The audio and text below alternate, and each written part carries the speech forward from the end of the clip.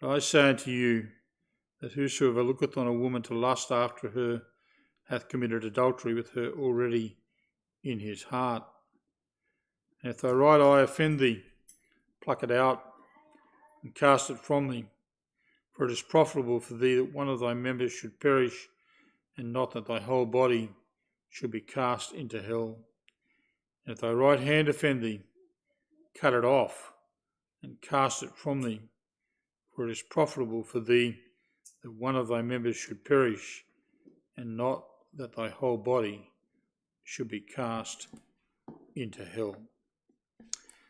And may the Lord bless to us his word, and particularly as we come to give more detailed consideration to those verses 27 through 30 of the Sermon on the Mount.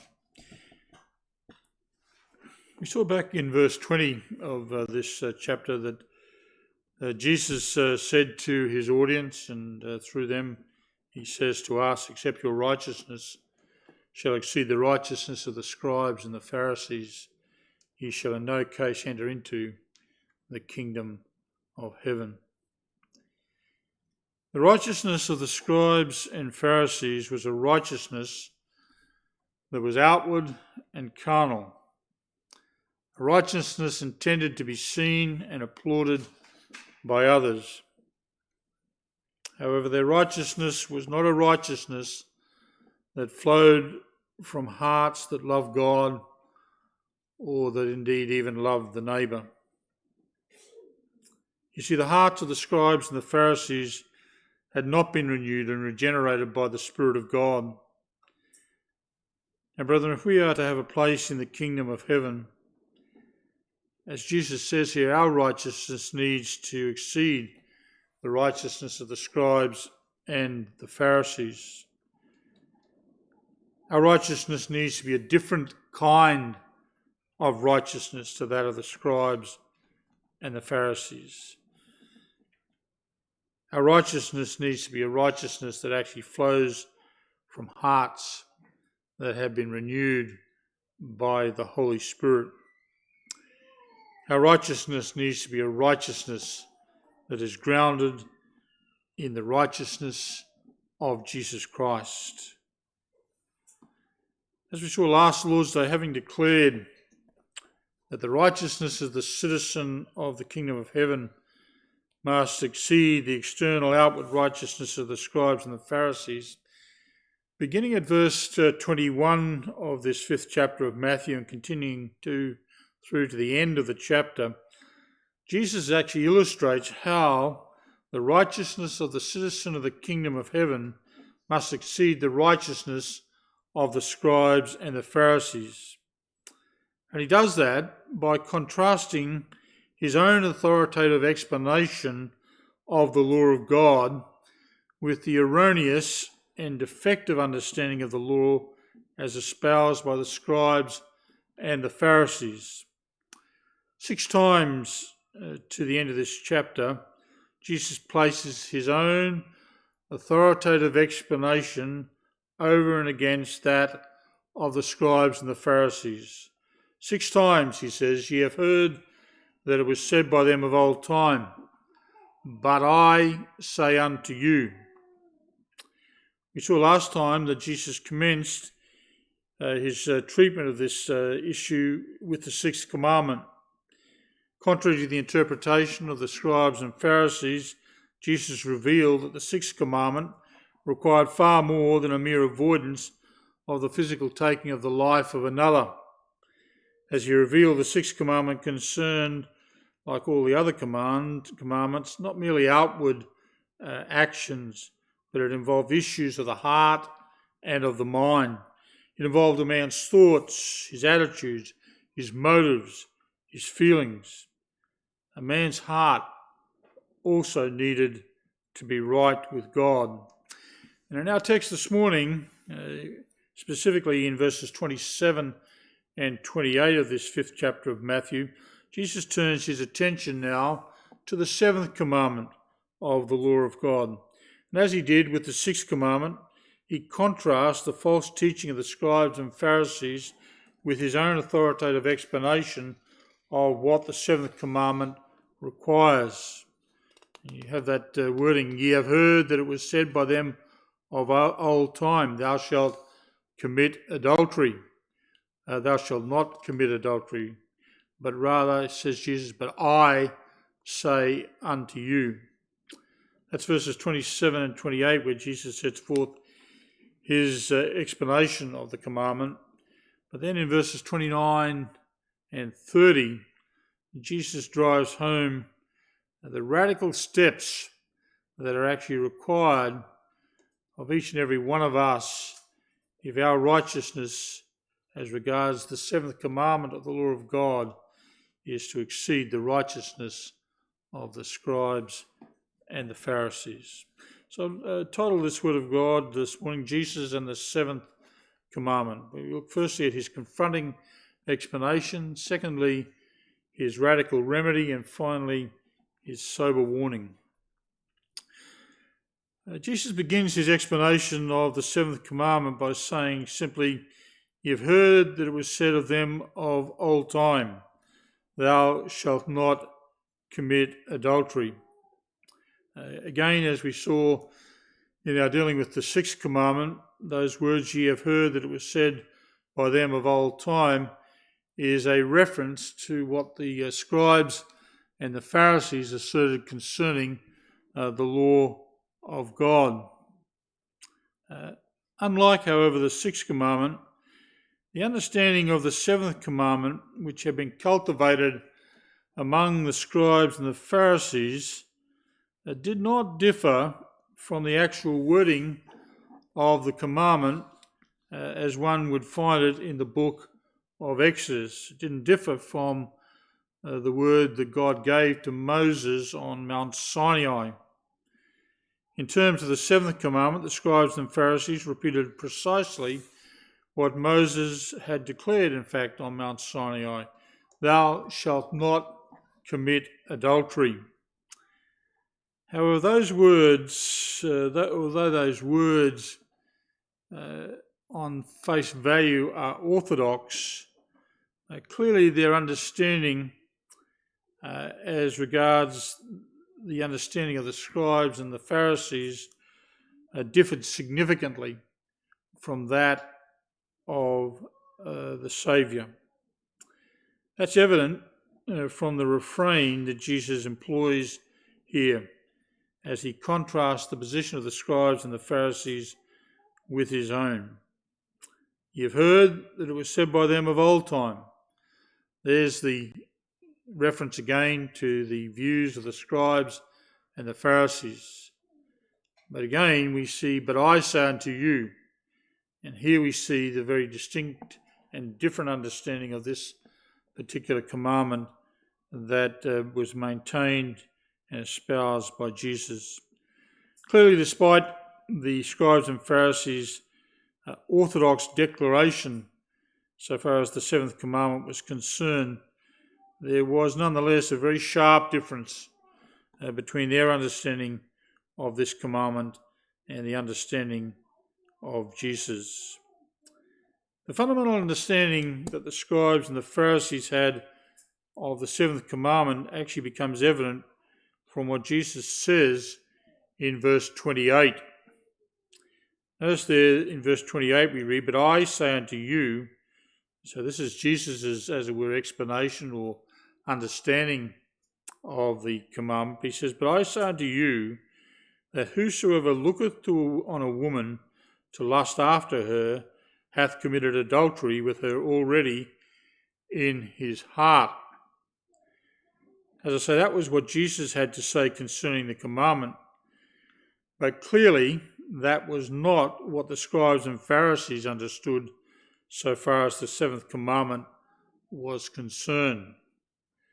The position adopted by the scribes and the Pharisees with respect to the seventh commandment was essentially the same as the one that they had with respect to the sixth commandment. You recall that their view of the sixth commandment focused solely on a man's external physical conduct, and the same was true also of their view of the seventh commandment of the law of God. For them, the seventh commandment concerned only the outward physical act of adultery. So far as the scribes and Pharisees were concerned, the seventh commandment had nothing to say about what lay within the heart and mind of a man. The seventh commandment was not concerned with, nor did it address the attitudes and the thoughts and the feelings that a man might entertain in his heart and his mind, certainly in this area of relationships with another person. In other words, he could entertain all manner of immoral thoughts and ideas in his heart and mind. So far as the scribes and Pharisees were concerned, the man's attitudes and thoughts and his feelings were not actually relevant to the seventh commandment. A man could look after and he could lust after a woman in his heart. He could contemplate all manner of immoral relationships and behaviour in his heart. But if it simply remained in his heart and in his mind, then he was not guilty of the breaking of the seventh commandment of the law of God. The scribes and Pharisees viewed the seventh commandment as simply prohibiting the physical act of adultery. So far as they were concerned, all the commandment required was that a married man, or a married woman for that matter, abstain from sexual relationships with a person other than their wife or husband. That was the very essence of the seventh commandment so far as the scribes and the Pharisees were concerned. So long as a man or a woman abstained from the physical act of adultery, he or she fulfilled the requirements of the seventh commandment. As you can see, the scribes and Pharisees, similar as was the case with the sixth commandment, condemned only the outward act, here the outward act of adultery. Their understanding of the seventh commandment and consequently left many issues concerning relationships between men and women unaddressed. For example, what of sexual relationships between those who are not married? What of other forms of sexual activity that stop short of the physical act of adultery? What of unchaste and impure thoughts that men and women might entertain in their hearts and in their minds? What of those unchaste secret desires that men and women toy with in their hearts and minds? What of their unnatural lusts? What of the different ways in which they titillate their senses, the perverted imaginations and thoughts?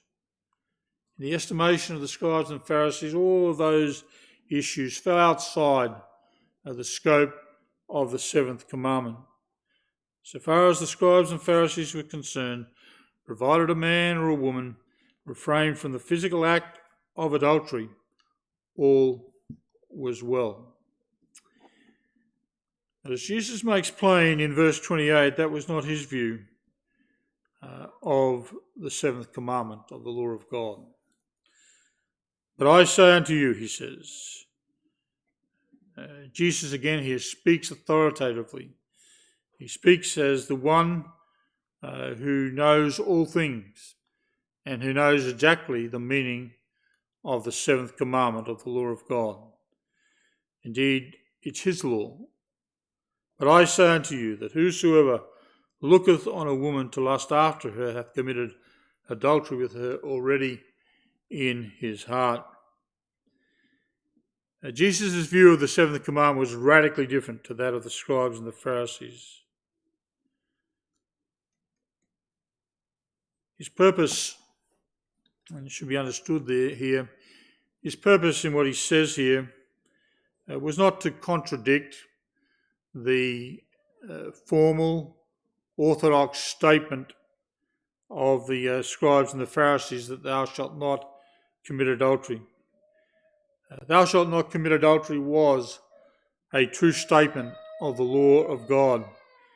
And it was not Jesus' intention to challenge in any way whatsoever or to call into question in any way the truth of that statement.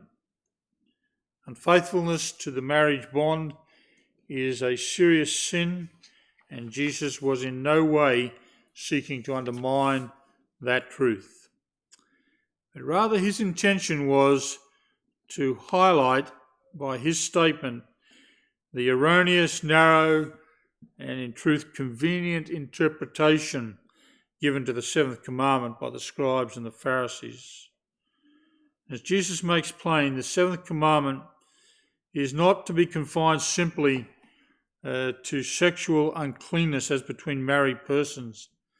Without question, such conduct is condemned by the seventh commandment, just as unlawful taking of the life of another is condemned by the sixth commandment. But the seventh commandment is much more expansive in its meaning than the meaning advanced by the scribes and the Pharisees. In some ways, we would find it much more convenient for ourselves if the explanation of the seventh commandment was simply limited in the way that the scribes and Pharisees sought to do. But that's not the law of God. Jesus here makes plain that the seventh commandment of the law of God addresses every unchaste sexual relationship, whether those relationships involve those who are married or those who are single. That's the first thing that Jesus makes plain here, that the seventh commandment of the law of God addresses every unchaste, immoral, sexual relationship involving both those who are married and those who are unmarried. But that's not the full extent either of what he has to say here.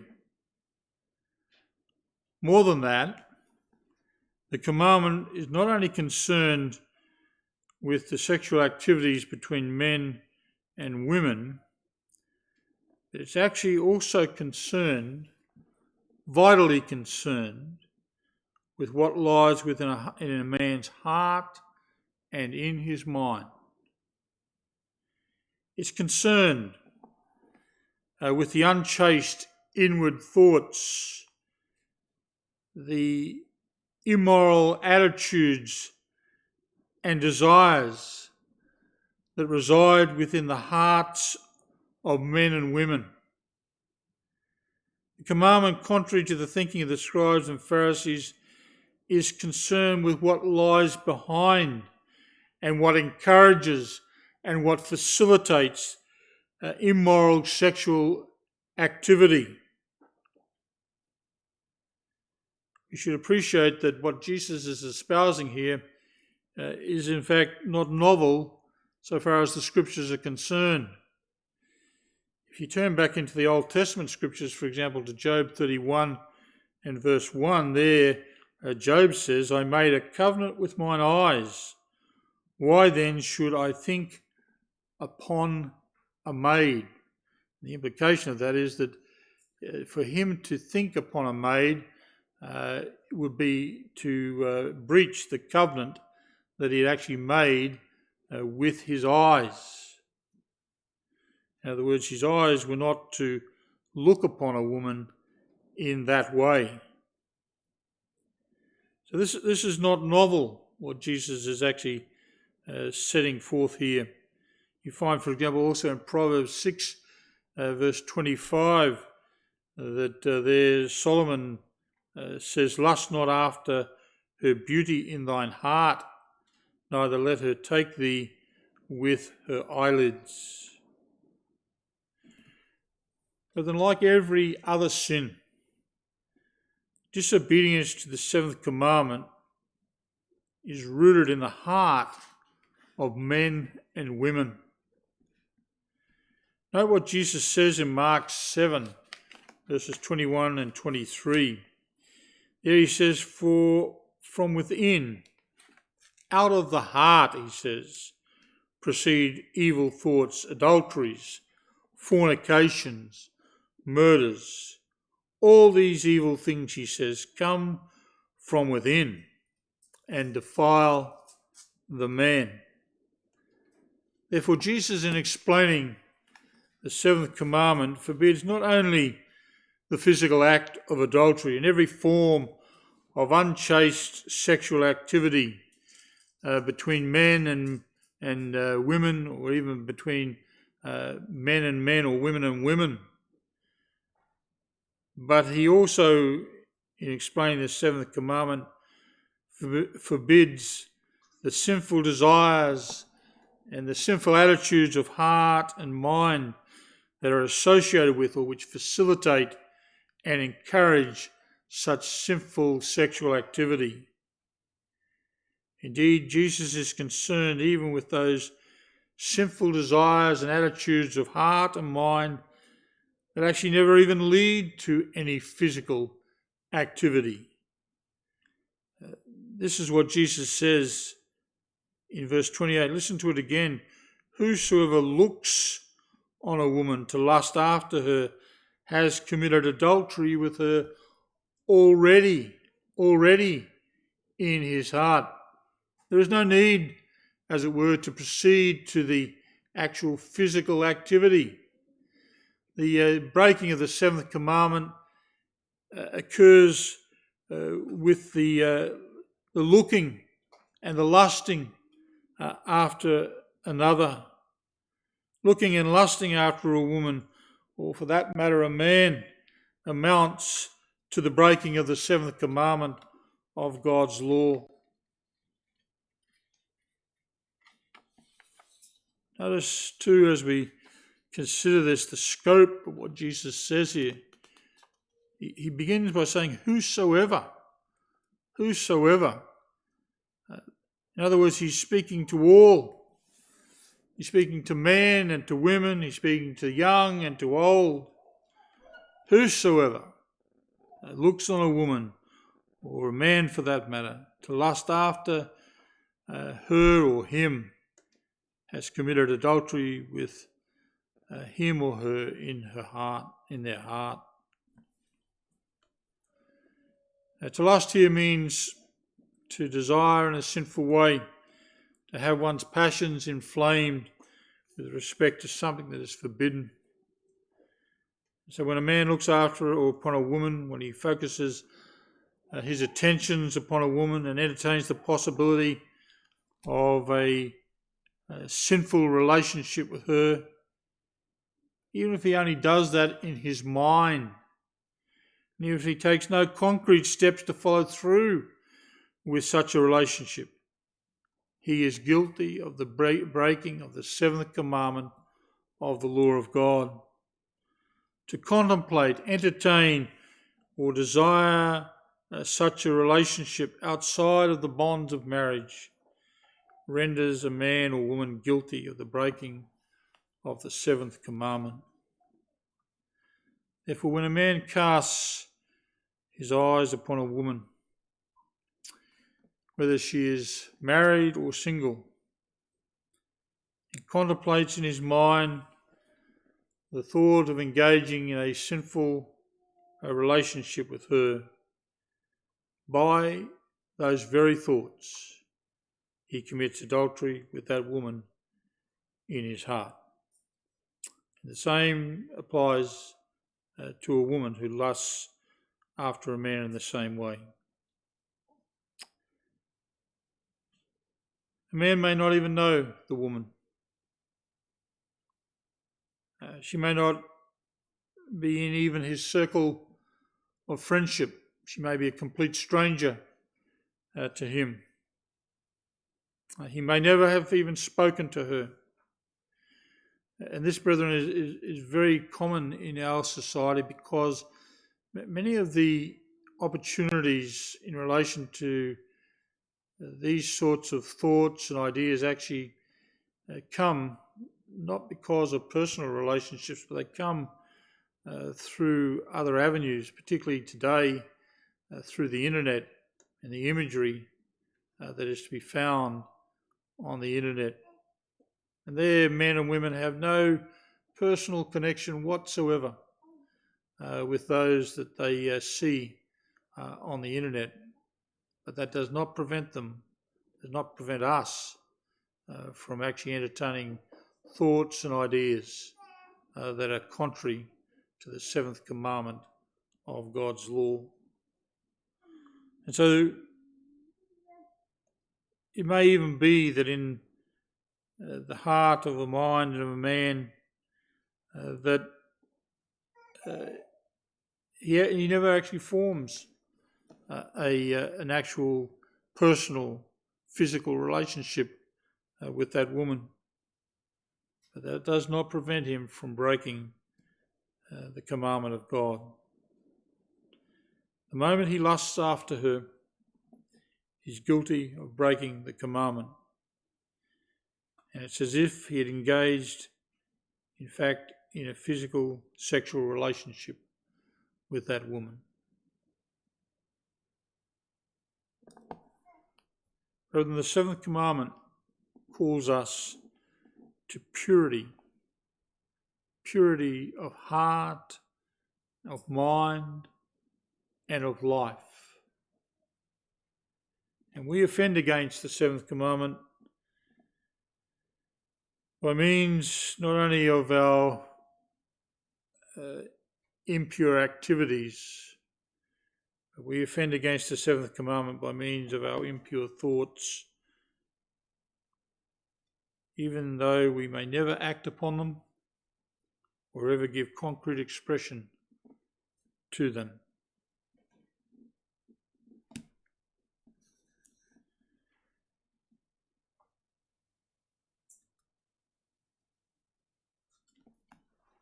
It follows that the seventh commandment not only concerns then the physical acts, not only concerns even those things which are in the heart and the mind, but it concerns the things that surround those things as well. The seventh commandment concerns those things that actually facilitate and encourage the sin of adultery. There are a multitude of things that facilitate or stir up impure sexual thoughts and feelings within men and women, and which cause them actually to lust after others. And that's why the Westminster Larger Catechism, in question and answer 139, in response to the question, what are the sins forbidden in the seventh commandment, addresses not only impure sexual activity, but it also addresses those things which actually encourage men and women to commit adultery in their hearts. Let me just read. We haven't got time to read the whole of the Large Catechism this morning. It's actually in the bulletin today. But we read there in 139 of the Larger Catechism, the sins forbidden in the seventh commandment, besides the neglect of the duties required, are, and then the Westminster Divines set out a whole number of physical aspects of this commandment.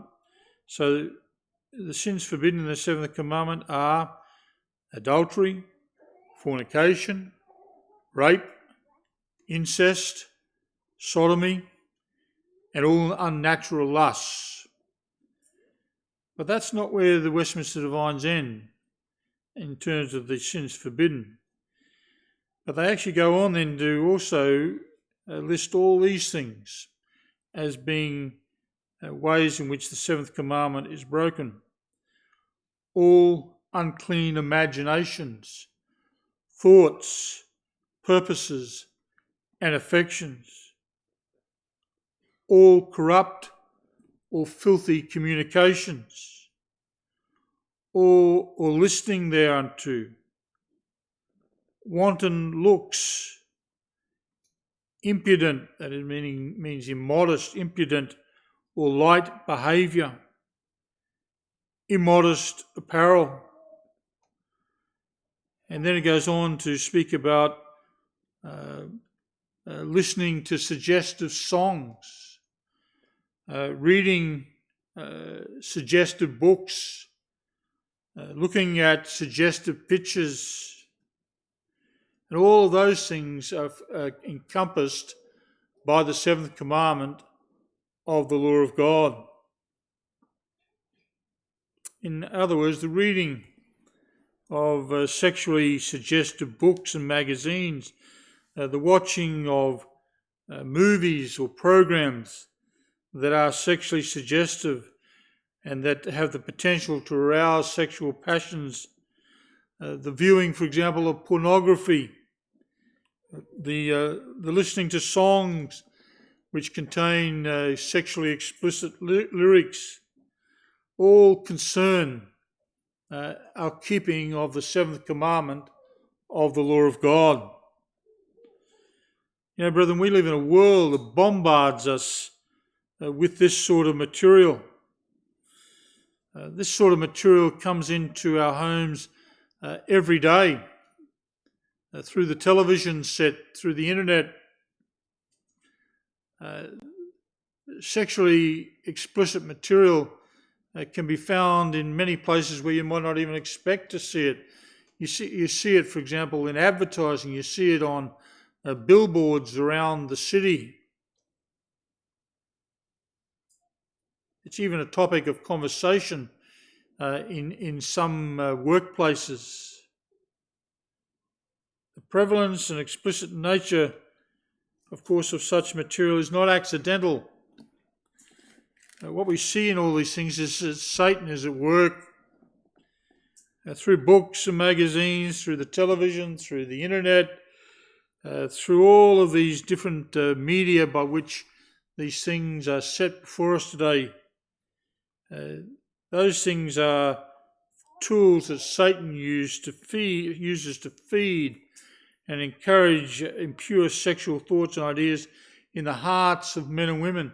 Indeed, Satan uses those things to normalise those things in our society today, so that we, in fact, when we see them even, and we observe them on the television or wherever it may be that we see, we're not shocked. It's normal. We accept it. We absorb it.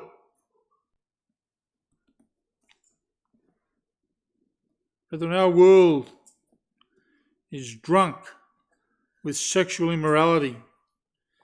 And it's lost its moral compass. And the world in which we live actually has no idea whatsoever of what is right and wrong in this area.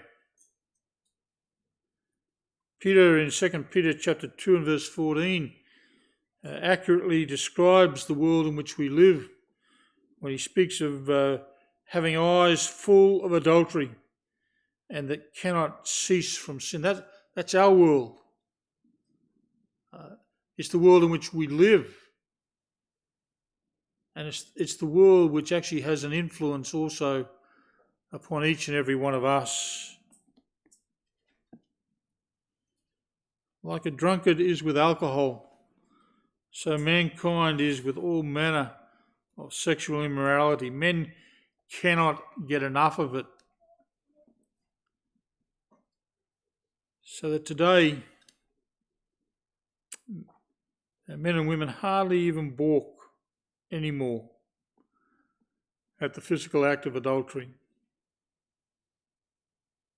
It's accepted, distasteful, yes, but it's just part of life. I mean, you think about it, sex before marriage, well, that's just normal. That's what you do. You test out relationships in that way. But that's contrary, completely contrary to the seventh commandment of the law of God. Yet in our society, sexual activity outside of marriage is the norm. Increasingly, at least, it's the norm. And so the world in which we live is actually polluted, seriously polluted in this area. But brethren, it's not only the world that drinks at that polluted fountain. We also, Christians also, are enticed to embrace the mindset, the thinking, and even the behaviour of the world. And brethren, I think the truth is that none of us can stand aloof, none of us remain aloof from this. There is a continual pressing of this attitude of heart and mind upon Christians today. We find it in books, we find it in the television programs, we find it on the internet. This is an incessant issue today. And so we do well to remember again what Jesus says to us here in Matthew 5. Except your righteousness shall exceed the righteousness of the scribes and the Pharisees, ye shall in no case enter into the kingdom of heaven.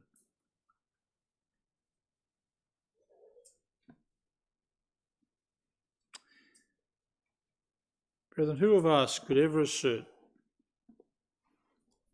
that we have not transgressed the seventh commandment of the law of God? We can't. We can't do it. Not if we have any measure of honesty. We stand guilty. Every one of us here this morning stands guilty before God. What should that do? What it should do, as it does with, in fact, every other commandment that we break, it should drive us into the arms of our faithful Saviour, Jesus Christ. Because apart from him, and apart from the work of his Spirit in our hearts, our righteousness will never exceed that of the scribes and the Pharisees. The truth is that apart from Jesus Christ, apart from the work of his Spirit, our righteousness is of a very similar ilk to that of the scribes and the Pharisees.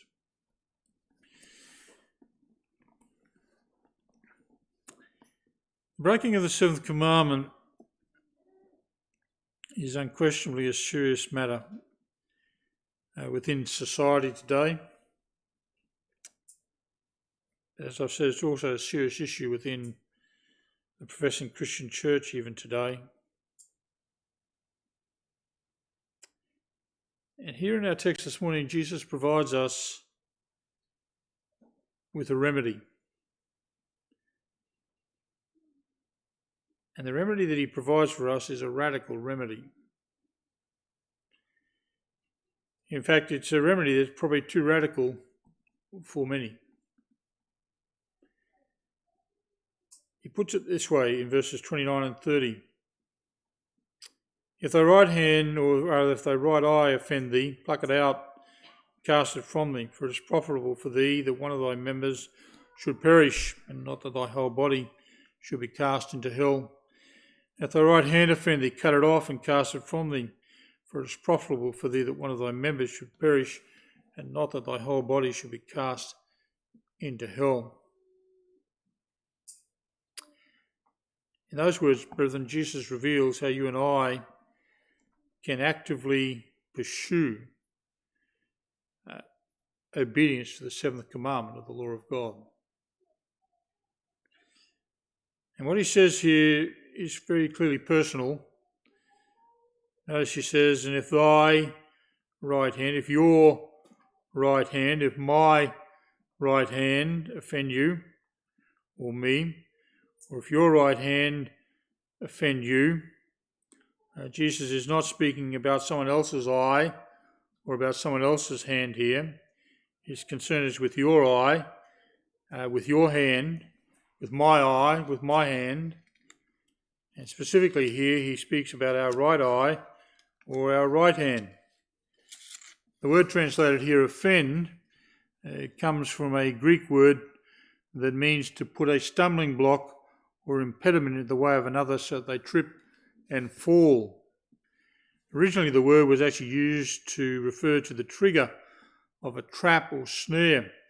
You might appreciate that sometimes snares have a trigger, that is certainly ones that involved a net, where they would have a stick that held up the net, and often to the stick that held up the net was tied food, so that the animal entering the trap would then pull at the food, and the effect of that was to knock the stick over, and the trap then would be sprung.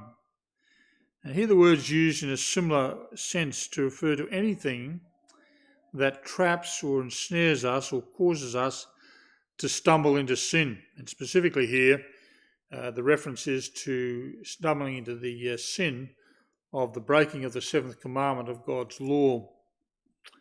And here Jesus identifies whatever offends or causes us to stumble into sin. He identifies that with our right eye and with our right hand. So he says, and if thy right eye offend thee, if thy right eye causes you to stumble, if thy right hand causes you to stumble.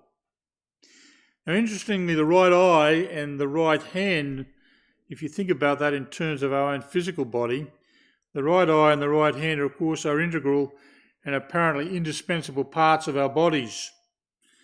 Without our right eye or our right hand, all of us would be severely handicapped. Yet Jesus says here, and if thy right eye offend thee, pluck it out and cast it from thee.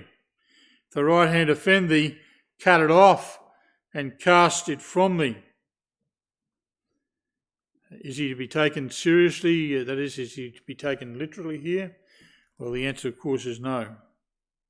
Jesus is not literally advocating the plucking out of an eye or the cutting off of a hand.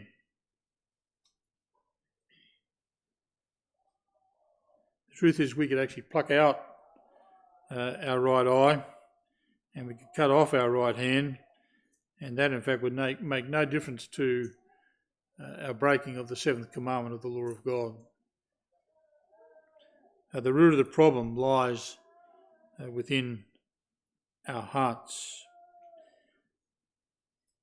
Sins against the seventh commandment may involve our eyes and our hands, but the root of the sin is not to be found actually with our eyes or with our hands. Our eyes and hands do not cause us to sin against the seventh commandment. They're actually instruments. They are instruments, but those instruments, our eyes and our hands, are actually guided and take directions from our hearts and our minds. Jesus' remedy here in verses 29 and 30 is obviously to be taken figuratively. And Jesus employs the right hand, or the right eye and the right hand as figures to illustrate all of those things that are a part of our life that cause us to stumble. And here specifically, it causes us to stumble in relation to the seventh commandment of God's law. In other words, the right eye and the right hand represent all those things, whether they be situations, activities, attitudes, or opportunities that facilitate and encourage a breaking of the seventh commandment of God's law. And Jesus employs the figures of our right eye and our right hand to remind us that the things that often cause us to stumble in relation to the seventh commandment of the law of God are seen by us and viewed by us as almost absolutely indispensable to our lives, as indispensable to us as our right eye or our right hand. But what does he say about those things?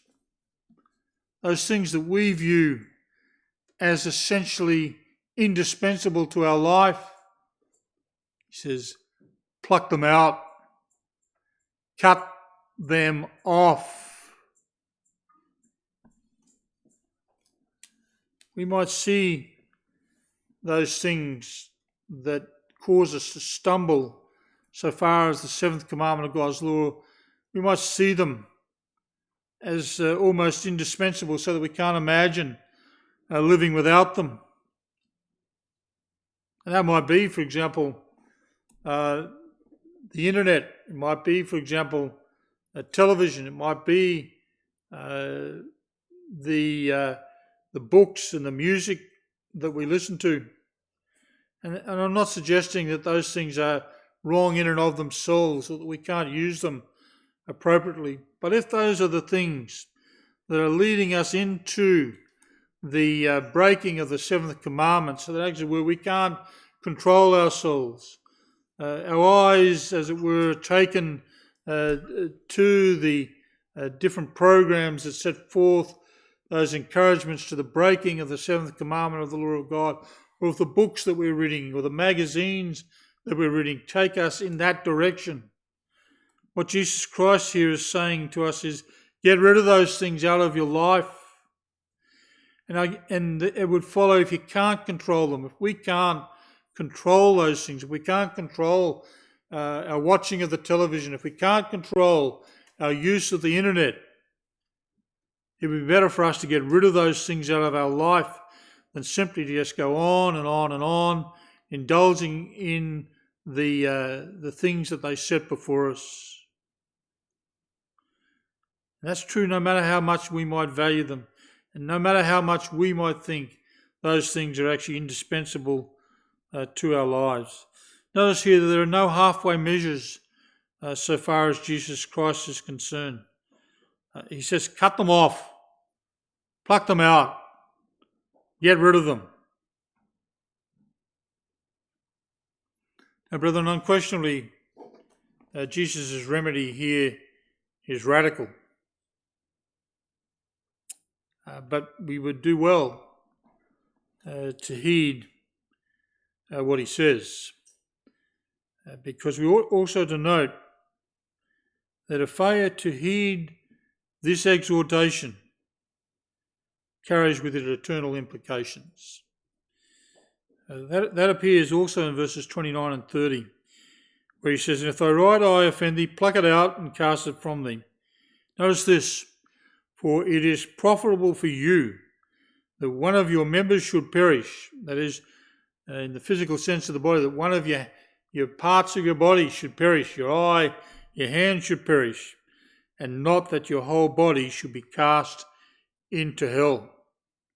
And he goes on and says a very similar thing in verse 30. If thy right hand offend thee, cut it off and cast it from thee, for it is profitable for you that one of your members should perish, and not that your whole body should be cast into hell. In a way, Jesus here presents two alternatives that are directly connected to our preparedness to pluck out our right eye and to cut off our right hand. What he sets before us are two things, effectively. One that is profitable, one that is exceedingly unprofitable.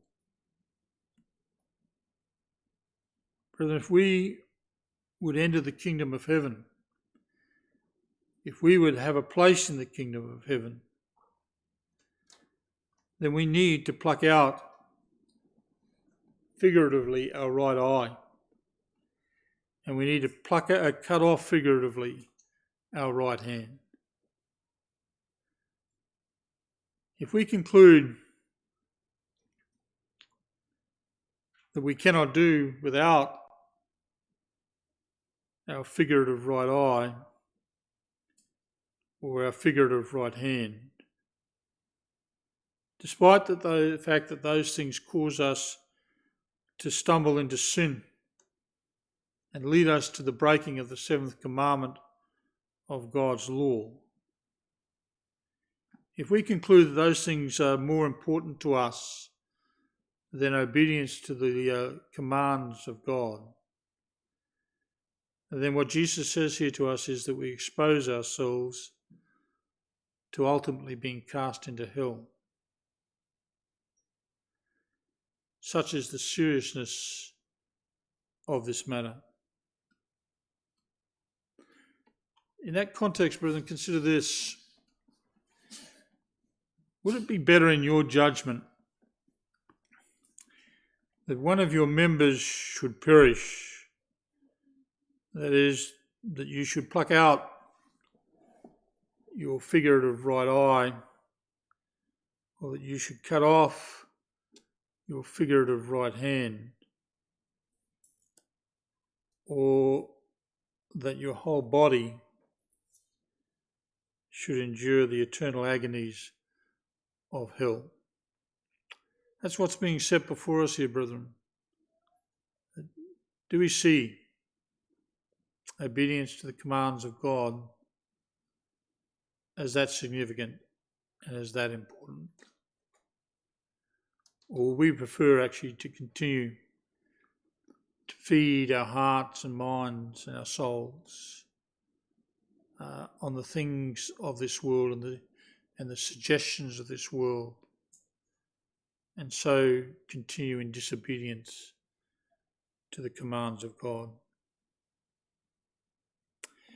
Brethren, nothing, no matter how precious it may seem to us now, no matter how hard it may seem for us to part with it, is worth retaining if that jeopardises our place in glory. So therefore, brethren, if your right eye offend you, if it causes you to stumble into sin, pluck it out. Cast it from you. If your right hand offend you, cut it off and cast it from you. Brethren, the world in which we live evidently does not take the seventh commandment of God's law seriously, but Jesus Christ does. And if our righteousness is to exceed the righteousness of the scribes and the Pharisees, so will we. Amen.